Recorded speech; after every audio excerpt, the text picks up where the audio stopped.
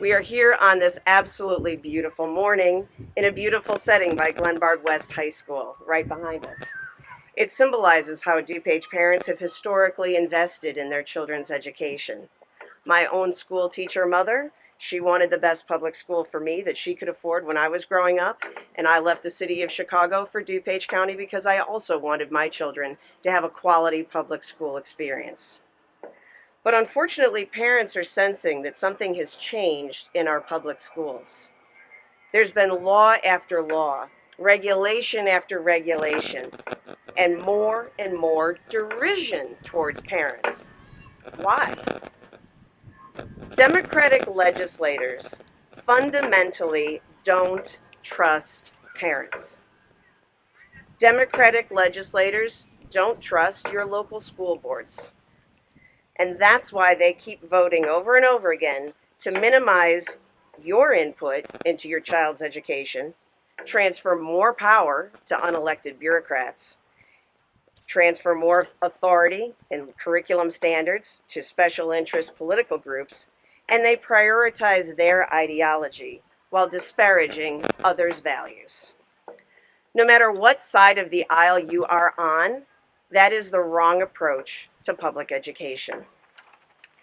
Parents must be included, not excluded, from critical parts of their child's academic life. Parents from both sides of the aisle have to be able to trust their public schools and that their schools are going to do right by their kids. Because when they don't, public school support will spiral down. Parents of means, they'll be able to flee to private schools or homeschool, but our most vulnerable parents and students, they don't have those same options. They count on our public schools. So doing this hurts them the most. Our school boards are just as frustrated with the mandates that Springfield demands, but never funds. During COVID, they were massively struggling with the roller coaster ride of shutdowns, masks, online learning. How many times did they work with local stakeholders to try to come up with a local solution to these problems? And then IDPH or Governor Pritzker would pull the rug out from under them because Governor Pritzker's decided that he knows best for everybody. His approach created more and more chaos, not less. One of the most sensitive topics that our students will encounter in school is sex education. Local school boards have tried very hard to create curriculum that reflects local standards and values and which are age appropriate to the student population. But what did DuPage Democrats do this past session? They passed Senate Bill 818. Illinois is the first state in the nation to mandate using sex ed standards that political activist groups co-authored in 2020. Their revisions are so out of the mainstream that the bill almost didn't pass the House. Now, this is a chamber where Democrats have 73 votes. You only need 60 for a bill to pass. It passed with this bare minimum of 60. There was significant bipartisan opposition to this legislation. Some Democrats left the floor or even refused to vote because they knew this legislation was so wrong for Illinois.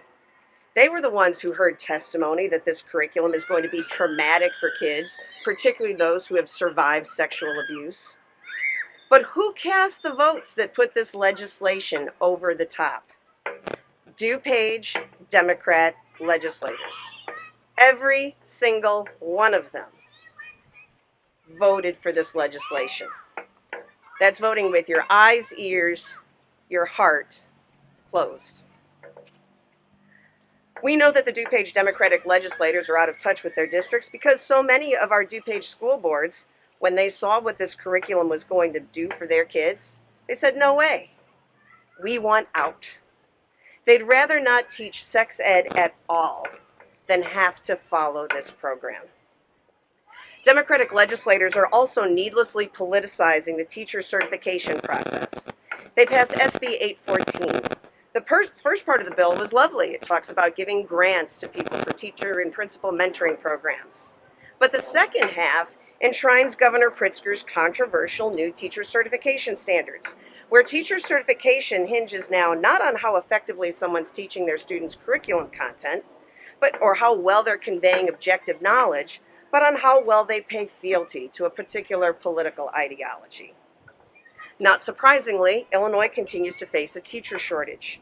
In a recent survey, one of the top reasons Midwest teachers identified for leaving the profession is because they are being forced to adopt left-wing political fads in their classroom that they know don't work. A teacher from Lyons Township High School in my district, Tom Stukel, talked about how these approaches are setting students up for long-term failure, not success. He was a teacher for over 2 decades, and he just couldn't take it anymore, and he resigned. That is heartbreaking. That should not be happening. The only way we're going to make public education work is to reestablish local control over critical decision making. We have to let our locally elected school boards and the students' parents decide critical, sensitive curriculum issues and understand what our students need to thrive. To all the parents who are here today, please don't let Springfield legislators keep taking away from you your right to have a say in your child's education. Today, we pledge support for better curriculum transparency, promoting educational excellence, and a classroom environment that is educationally suitable, safe, age-appropriate, and which does not force students to violate their right of conscience or disparage their parents' and community's values. Our legislation will reestablish local control, demand genuine curriculum transparency, ensure that good parents' voices will be heard, and help our students find a better path to success. Now, to hear Special thanks to Deanne for bringing us together to address one of the most critical issues facing Illinois families. I am Paul Leong, Naperville City Councilman and proud father of a son and a daughter. The role of family in academic success cannot be underestimated. Numerous studies have shown that students with involved parents achieve at a higher level. My wife and I are dedicated to seeing our children succeed at whatever profession they choose. To do that, they need the best educational foundation possible. As an elected school board member, I cut taxes 4 years in a row. We didn't cut a single program, and we didn't lay off a single teacher, all the while maintaining outstanding academic achievement. That's what a financially responsible official can do. So how can our property taxes be going up, most of which go to our schools, and academic achievement scores go down? It's because we have allowed bureaucrats, not educators, not parents, to structure educational programs and issue mandates and standards that have no bearing on academic success. When we started seeing a massive drop in test scores and big disparities in scores for low-income students because of COVID policies, the legislature moved to ban standardized state tests. That is removing a tool that helps parents, teachers, and students. Education should be preparation for future career opportunities. Education should be a foundation for students to be able to make their own informed decisions, be productive members of society, and become good citizens. I support common sense legislation that will ensure curriculum transparency, local control, and parental involvement. Not only are Springfield Democrats jeopardizing our children's future opportunities, they are jeopardizing student safety. My opponent, Ann Stava Murray, wants to prohibit school resource officers and law enforcement on school grounds in these challenging times. That is wrong. How out of touch can she be? Here's another example. The Republicans proposed a bill, House Bill 5723, that would cap gas taxes per gallon. An average family could have saved approximately $8 a week. Throughout the summer, families could have saved enough for their kids to have new backpacks, new shoes, and many new school supplies. This was money in parents' pockets. The Democrats would not allow it to come to a vote. That is out of touch. Once again, my name is Paul Leong, and I'm running for State Representative in District 81. Thank you.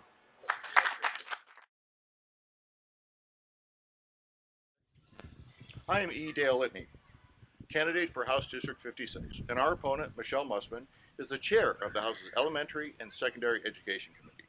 If you want to know why schools have a crushing burden of unfunded mandates, Representative Musman made it easier for the governor and the Illinois Department of Health to close down our schools with less criteria during the pandemic.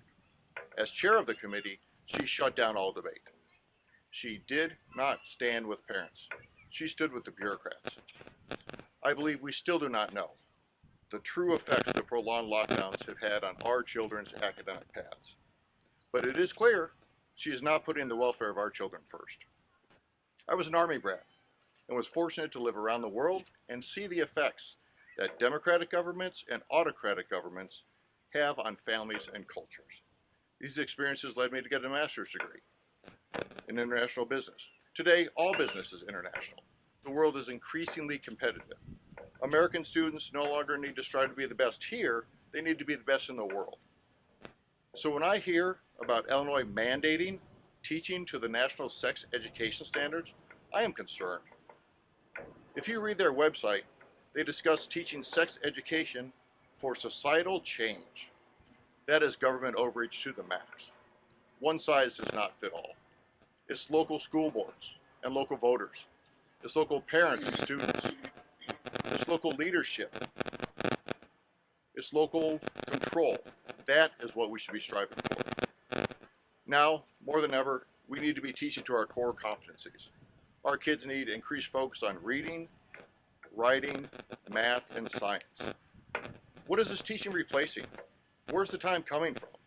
We cannot afford to limit learning in subjects that will improve our students' achievements. I'm involved with kids as a coach, a mentor, and a sports official. Between widespread social media and peer pressure, and just the awkwardness of growing up, kids are under a lot of pressure. Forcing social ideologies on them in the classroom will only add to their discomfort. When elected to the General Assembly, I will support the rescinding of these standards. And today, I urge school boards, teachers, and parents to call for opting out of these standards that do not move our students or our nation forward.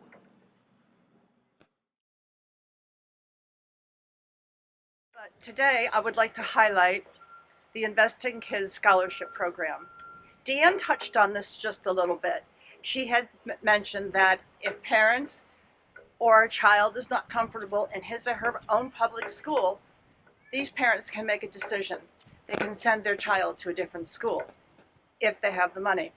But Investing Kids Scholarship Program is a proven program that has been in effect since 2018.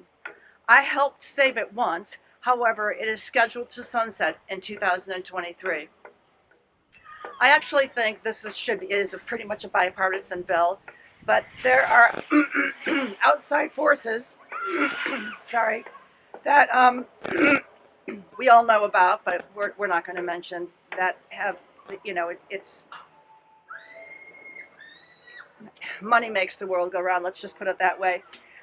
We cannot let this happen. We cannot let this program sunset.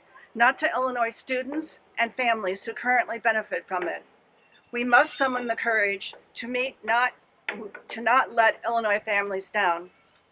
In 2021, the governor stated the benefit should be reduced from 75% down to 40% tax deduction for its donors. This would have devastated the program. This inexpensive program does not rely on direct Illinois public taxpayer dollar. It encourages private donors, many who often don't have families in school. This program helps families afford an alternative choice. This choice comes with great personal financial sacrifice to these families. This program simply makes the choice possible. We should actually increase the tax deduction to 100%, giving it even greater success. It is a great program and an excellent investment in education. Republicans on the side of the parents have options regardless of their school district or income level. Their children's education is every bit the same priority for their children as it is for other families in Illinois. Thank you. Thank you very much for being here, everyone. I know that this is an issue that's very important to all of us, so I do want to make sure that we can answer your questions. I know that there are some reporters here, so we'll be available for some additional discussions afterwards. But again, thank you so much for coming, and thank you for standing up for on the side of parents.